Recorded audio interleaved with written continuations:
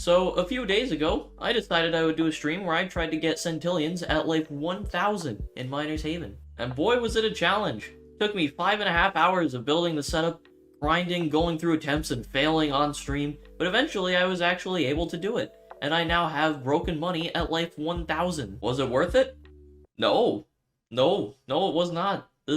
Not a good use of my time at all. I could have spent the time that it took me to do that to grind up to 2k to get the Black Dwarf and then done it way faster. But, you know, I'm here, I did it, and it's kind of cool. It's kind of neat that I actually got it. With that being said, not worth doing at all. If you're someone who's trying to get centillions, don't even think about going for it until you're like 2k. It's not worth even considering until you're at 2k. But I'm an idiot, and I did it, and so I'm going to show you how I did it in this video. I'm going to show off the entire setup, show it actually working, and then actually do the rebirth and get centillions at like 1k. Get the Overlord's Telemonster. It should be a pretty good time. Now, before we get into things, I do also want to give a couple of shoutouts. We've got Rose Gold and Farlord, who are both super helpful in making the setup actually work. Rose Gold was here during the early parts of the stream and gave me a lot of tips and good advice, and also built the first 2 lines of the setup completely on his own. He just joined my server and he kind of started building, and he just built the first bits of the setup. And then Farlord joined in a little bit later. He was here during the latter half of the stream, and he helped out quite a bit in doing a lot of the stuff like flipping reversibles, making sure ore gates were closed. He changed out all of my Tesla resetters and stuff, and it was just very helpful and made things run smoothly. He also helped me finish building a lot of the setup before it was done. So massive shout out to both of them. Super helpful. And with all of that being said, let's start talking about the actual setup itself, starting with the Star Loop and Blaster Chamber. So obviously when you're not life 2k, you don't have access to the Black Dwarf. If you're going for centillions, you should absolutely use the Black Dwarf or the Void Star. No matter what life you're at, no matter where you are in the game, they are going to be better for you. Seeing as I don't have access to them, I have to use the Neutron Star, and having a singular Neutron Star to loop my ores was a terrible time. It took so long for this thing to max out. I tried to add in a couple of other stars to try and make it a little bit faster, but I don't think these things really helped, especially once you reach like the red giant cap. You're not getting anything extra and it's just the Neutron Star. So that was not fun, not worth it. If you're gonna do this, at least try and get a second Neutron Star if you can. At the very least, do that so it doesn't take you like 30 minutes to finish looping this thing. Anyway, we've got the rest of the Star Loop. 2 Freon Blast upgraders just for the extra safety. Probably not necessary, but it means ores get put out a little bit more consistently. And then a ramp here just to try and make sure that it's even a little bit more consistent and that ores don't die. They still managed to get stuck on the reversible, and I lost about half of the ores in the loop. So it really didn't do all that much, but I think it helped out a little bit, probably. Then once the ores were done looping, I could move this wall segment, have the ores go directly into the Blaster Chamber. And this is nothing special. It's a fairly standard Blaster Chamber. I've just got the shielded conveyors, and then during the corners and the turns, I've got walls and the hydraulic conveyors. Pretty good. Made sure ores didn't die pretty consistently, and then I just used the Dragon Blaster. Now, I would have used the Dragonglass Blaster because it's actually way better for looping ores, but I only have 4 Dragon Blasters on this save. So again, something else that I didn't really think about or consider until after I started and it was too late. If you're gonna do this, definitely try and get a Dragonglass Blaster. It is far better for looping than the regular Dragon Blaster, and you absolutely would rather have it. It's also really not that expensive. All you need is 6 Dragon Blasters. I'm pretty close. I have 4. I probably could have gotten it by just doing a little bit more grinding. But I didn't want to do that, so I just had to stick with the basic old Dragon Blaster. And while I'm here, I should mention that I also did use the Dragonglass mine just because of its blast-resistant property. Made it a little bit better for looping and meant that I could get a slightly higher value before I actually sent ores into the setup, which is obviously pretty helpful. And then just a reversible here, wall here, and then I would move in the teleporter and send them into the main setup. And I think now is a pretty good time to actually start talking about the main setup, so I'm not going to go through everything in super high detail. I'm just going to kind of give you a walkthrough, hover over all the items so that you can see what all I used here, and talk about some specific stuff that's important, like the fact that I'm using all Evos instead of any fusions. A lot of you probably know that I'm a big defender of fusions because they're the meta items. They're super space efficient, super good. But when you're in a situation like this where all that matters is the raw multiplier and you don't care about getting the space efficiency, the Evos actually give you a lot better total multiplier. So you definitely want to try and use those in the setup instead of just the fusions. This is one of the few situations where I think it really is worthwhile to use all of the Evos instead of the fusions, except for a few very specific items like the massive quantum diamond cleaner. The Frozen Eclipse is good. And something else you may have noticed as I was walking by, I do have a few exotics in this setup. Now my original plan with this setup was to try and go for centillions and use all of my exotics. Once I started the stream, I realized that was going to be way too easy. So then my plan was to try and do it without any exotics, and I tried that, and it was a little bit too hard for me. I probably could have done it, especially if I had like a dragonglass blaster and maybe a few more things, but for the time being it was a little bit too hard for me, so I just threw some portable exotics in. It made it a lot easier. It helped out a significant bit in getting it done in a reasonable amount of time. It felt kind of cheaty to have to pull out all of the portables, but if you look at it from the perspective of my original plan, which was to use all of them, this is really damn good. I only used like 5 or 6 exotics at most, and I didn't even use one of the portables that I have. And also I had been going for 5 hours at that point. I really didn't want to keep going and doing the stupid neutron star loop anymore, so I cheated a little bit. We pulled out the exotics. And since we're talking about some of this stuff, I did also use a couple of Game Pass things. Like, I took advantage of the executive base size. I've got the executive pillars, the darkest upgrader. So I did use a couple of premium things as well. That's something that I didn't really worry about when I was building the setup. Just something to keep in mind. I'm sure most people have some exotics at this point. If you're Life 1K, you've probably gotten a few exotics from events. Especially during the birthday event. If you've got all of the raffle box cakes, that's a huge step up from having no exotics. You've got a lot of multiplier there. So if you don't have any of the portables and stuff and you don't know what to use, just throw in those exotics. And especially with like the raffle cake items, all of them can be used multiple times. So all you gotta do is create like a cake loop section, and then you can get a massive amount of multiplier to make up for some of the lost items. So just something to keep in mind if you're going for low life centillions. Again, I don't recommend doing it, but if you decide to do it for some reason, if you just want a challenge or whatever, should be pretty easy to make up some of that multiplier. Anyway, with that being said, at the end of the line here, we actually get to one of the more interesting parts of the setup, which is this little cannon line. Now, I will say that this is very heavily inspired by Kulik's cannon design. I haven't watched his video on his 1K cent setup in a long time, but I did originally watch it when it came out, and I saw his cannon section, and I based this off of what he did. I don't know how close it actually is, but I'm sure it's pretty similar since I watched his video and I had that as a reference point. So I didn't try and steal his design, but I did very heavily take inspiration from it, and I'm sure it's pretty similar. So gotta throw a shout out to Kulik. Big shout out to Kulik just in the first place for getting centillions at 1K. That was a super impressive setup he did. Far more impressive than what I did, because he did it without executive or without any exotics or collectibles. So yeah, big shout out to Kulik.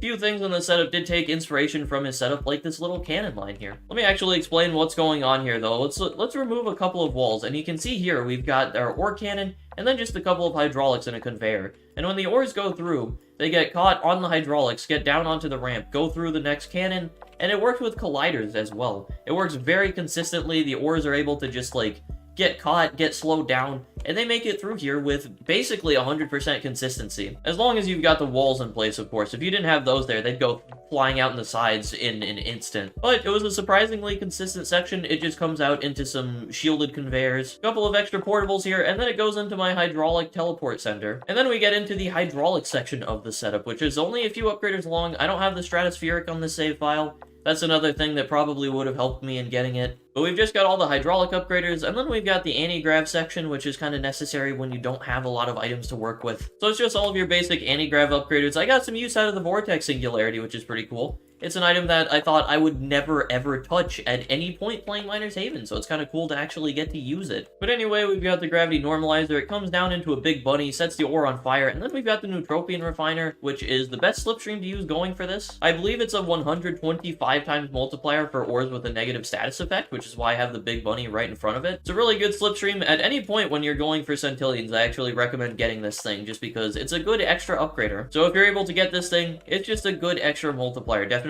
the best slipstream to go for. And then we move on to what I call the shop loop section of the setup, which is all of the shop items that are loopable and can be used multiple times. All placed down into a single section, which can be turned into a closed off loop, which also opens up into the rest of the setup. And you only have to place them one time each, which helps out quite a bit. Now, it didn't really help me out too much. It probably wasn't super necessary, but it did save out on a lot of base space. I honestly probably could have done this without the executive base because of how much extra space I have. But yeah, if you're going for centillions at a lower life, this is definitely something I recommend doing. Having a shop loop section like this is pretty helpful. Now, it might not be super necessary if you've got a few more powerful upgraders or you have the executive base or anything, but if you don't, it saves out on a lot of space. It's pretty efficient and pretty helpful. Anyway, move on from there. I just would remove this wall, place this basic conveyor in, and then flip the reversible. It goes through here into the rotary and the portable pearl. Then I've got the endpoint. It goes up this little hydraulic ramp thing, drops down into my Skyliner fluxes. This section scared me every time I used it in the setup, but it was 100%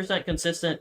No worries with this. Goes into the Hades Palace. and then it goes into my resetter, and then loops back into the setup. Then obviously, once it goes through the resetter, I switch it out. Goes through the setup again, I switch it out for my Vulcan's Grasp, Vamp Spore, and the Dark Illuminator, and then the setup is done. Got an ore replicator at the end of the setup. That is the one thing that I might have changed about this setup if I were rebuilding it. I would probably use the ore replicator a little bit more early on in the setup to guarantee that I would have a few extra ores. Because with the way the setup is right now, there are a couple of spots that are a little bit inconsistent. I would lose a few ores every time they went through the loop. And I think the setup would be probably a little bit more consistent if I had the replicator right at the start, because then I wouldn't lose any ores. Right when I sent them through, I would get the duplicated ores. So if I sent 3 through, then I would have 6 right at the start of the setup, and I would guaranteed have 6 going through. Whereas if I sent the 3 through without the replicator right at the start, like normal with the setup, there'd be a chance for a couple of ores to die. Maybe I would lose 1 or 2, and then you've only got 1 ore coming through at the very end of the setup, and I end up with only 2 looping back through. So another little tip, if you go for Centillions, and you're using a blaster loop or something where you're not going to have a lot of ores, make sure that you have a replicator towards the beginning of the setup, because I think that'll make it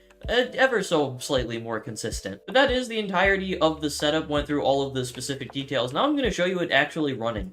I'm not going to get Centillions again because I'm not waiting for the neutron star to finish looping, but I will show a demonstration of how the setup actually works. And then we do the rebirth with Centillions and become one of the only people to rebirth at life 1k with Centillions. Very, very cool. So yeah, for this beginning part, I obviously just send some ores into the star loop, and I let them go. Obviously, in an actual run, I would let them go for a much longer time. I would let them stay here and loop. But for this demonstration, I'm not going to let them max out because I don't want to get Centillions again. I'm not here for that. So in an actual run, once I would be done looping, I would just reverse this conveyor. And now we do the blaster loop, so I would just place my Dragon Blaster here, let the ores go through, let them get blasted, let them get juiced up in value. And in my actual run, I let this go until there were about 3 ores left, I believe, so I would have 3 in the setup. I'm going to leave a lot more ores in this demonstration just because I want to have more ores so that I don't have to deal with them all dying and then having to re-loop them. But yeah, you just let them loop through for a little bit. Once they're done, you would remove the Dragon Blaster and then come over here. This is where I've got my reversible, so you would just move this wall out of the way, throw in your green teleporter, and then you're ready to send them through. And now from here, you just have to send them, and then you have to move over here. Now, the ore gate's already closed, so there's no issue, so you just wait for them to go through there. And then you gotta wait for them to get done with the ore illuminator upgrade. And while we're here waiting, another tip that I can give you guys for building a setup, make sure you have your astral setter placed after your ore illuminator, because you do not want the pain of having your astral setter upgrade an ore, and then it goes through the illuminator, and then all of your ores die at the ore gate, and you're confused as to why. That is not a fun experience, and it's not something that I wish upon any Miners Haven players. Anyway, though, they're maxed out now, so we send them through the ore gate. Make sure to close it again immediately so that you don't have to worry about it. I do have a tempest refiner, which I forgot to activate, but, you know, we don't care about that. Then we just let them go through here, all this. This is just, like, normal upgrader stuff. Nothing crazy is going on yet. They're just kind of vibing. They're chilling. Do you just see them going through? It gets a little bit more interesting later on. For now, they're just getting their basic old upgrades. And now you will see with the cannon section, it is very consistent. You can see, well, you can't really see the ores going through because of the walls, but once they get out, we did lose a few ores, so it's not 100% consistent, but it's consistent enough that you're really not going to have to worry about anything. Same with the anti-grav section. We got most of our ores coming through there. So we've got a good chunk of them left. And now they would be going through the shop loop section, so in an actual run, we would let them go through until all of the upgraders are blinking. In this attempt, I'm going to let them go through once, and then I'm going to switch out this wall here. So I'm going to take this basic conveyor there, switch this so that you can see them going through. And at this point, it's also probably worth removing the teleporters and the trackers up there so that when you activate the Dark Illuminator for the last loop through, you don't have to worry about a bunch of extra ore spawning in. Yeah, now they go through the rotary upgrader, which is one of the weirdest upgraders in all of Miners Haven. It also is very scary watching ores go through. I didn't know that ores could actually die on this thing. I thought they were safe on it. That's actually really scary. I could have lost a bunch of ores to that thing when I was doing my actual runs. Oh my god. It was 100% consistent when I was using it during the stream. But yeah, they drop through here, they get their Skyliner upgrade, go through here, get replicated, and then they're back through the main setup again. And since we already closed our gate at the Illuminator, we know that the ores are all going to be safe going through here. And then we can let them build up here, and then we wait for them to finish. And this is the point where you want to make sure to switch out your Tesla. I'm not going to send them through 3 loops because obviously we're not doing an actual temp. So I'm just going to grab my Vulcans and all of this stuff, place it here. Obviously, on an actual run, you're going to want to let that go 3 times. And in an actual run, you're going to want to make sure to flip this back as well. I'm going to leave it because I don't want my ores to loop through that again. But you want to make sure to flip that back as well so that everything is all set up and ready to go. Yeah, once your ores are back at this ore gate, it's a good time to just go and make sure that everything is ready to go for the next loop so that you don't mess something up. Anyway, though, we're ready to go. This time I'm actually going to activate the Tempest Refiner. This is what you want to do while they're behind the gate. You want to activate this so that it has plenty of time for the ores to go through and get upgraded. So you just activate that, come over here, send the ores through. They're ready to go, get their upgrades again, and now they're just running through the setup again. Nothing particularly crazy going on. You do want to make sure to replace the turbine chamber when you get the chance. Now, it's not going to matter as much when you don't have as many ores. I've obviously got more ores than you're going to have in a real run, but even still, it's probably worth replacing the turbine chamber, especially if you have to go for multiple attempts. You just want to replace this thing so ores don't end up on fire. They get the extra multiplier from it. Now, the shop loop section is one of the surprisingly inconsistent parts of this setup. You'll lose a lot of ores in this section to just, like, random fire. Stuff like not aligning with the Freon Blast upgraders or getting messed up on the centering conveyors. In my actual runs, that was one of the surprising killers of ores, so it is definitely something to look out for. That's the reason why when you do your blaster loop, you want to send through like 2 to 3 ores at least. Yeah, here they go. And once they're at the end here, you want to make sure that your Dark Illuminator is activated so that you actually get the full multiplier. And there they go. End of the setup. Vampire Spore at the very end because it gives random status effects and it can increase your ore size, which could mess things up. And then the Vulcan's Grasp because it's obviously a one-times use upgrader. And yeah, there you go. Setup is done. That's how everything works. It's a fairly inconsistent setup. I'm not super happy with it anymore. I think that it could have been a far better setup, but that's what happens when you go into something without planning it out, really. I definitely could have made some improvements. I might go for a true 1k Centillions at some point for the challenge of it. Go onto my main save so I have access to a couple of items that I didn't on here, and just try and do it without using any collectibles or exotics or anything. I think I could do it. I think I could pull it off, but I would need to spend a little bit more time working on it and a little bit more planning. With that being said, here is my practical 1k Centillion setup, using everything I have available to me with the exception of all of my exotics. And now, I think it's time that we do the rebirth for Centillions. Are you ready? I'm not ready. I'm gonna turn on life skipping. I want to do a 20 skip for this. I want to get a big boy rebirth. I probably shouldn't because I'm losing out on some valuable items, but you know, it's gotta be turned on for the coolness factor. So yeah, life 1,421 Centillions. Let's go. There it is. Overlord's Telemonster. Life 1,000. And a double cent rebirth in the day. I got a red banded box from it too. Let's open the red banded. And I got a, what is this? The Blazing Annihilator. I already have one of those. Nice. But yeah, there was life 1k Centillions. Very, very cool. Very good stuff. One of the lowest lives you'll ever see someone actually having an Overlord's Telemonster. So yeah, I think now's a good point to wrap up. Thank you guys for watching. Let me shout out my channel members, and then I'll get out of here. The channel member population is starting to grow again, finally. We've got quite a few now. We've got 17 channel members. So thank you guys very much for supporting. I really, really appreciate it. Anyway, we've got Aeromix, Ninja Girl, Atrax, Luke, Gage, Darful, Fished, Maxify, Fanime, Sendles, PETA, Someperson, Vertigui, The Fake Velociraptor, Archaos, Madcat, and Jamsy Jixme? Jizme? Thank you guys all very much for being channel members. The support means a lot to me. It's really, really nice. The fact that there are that many people who are willing to just throw their money at me is really appreciated. And of course, a big shout out to all of the people who have watched this video up to this point. If you've made it here, leave a comment that says flashlight, just so I know who you guys are who are actually at the end here. I've been kind of bad at reading my comments and responding to things, so if I don't give you a heart, I'm sorry. I'll try and get through to the stuff on this video. Make sure to leave the comment though. Give me the little flashlight. Yeah, thank you guys for watching. I'm gonna head out now. Really, really appreciate you guys. Love you, hate you. Peace out, everybody.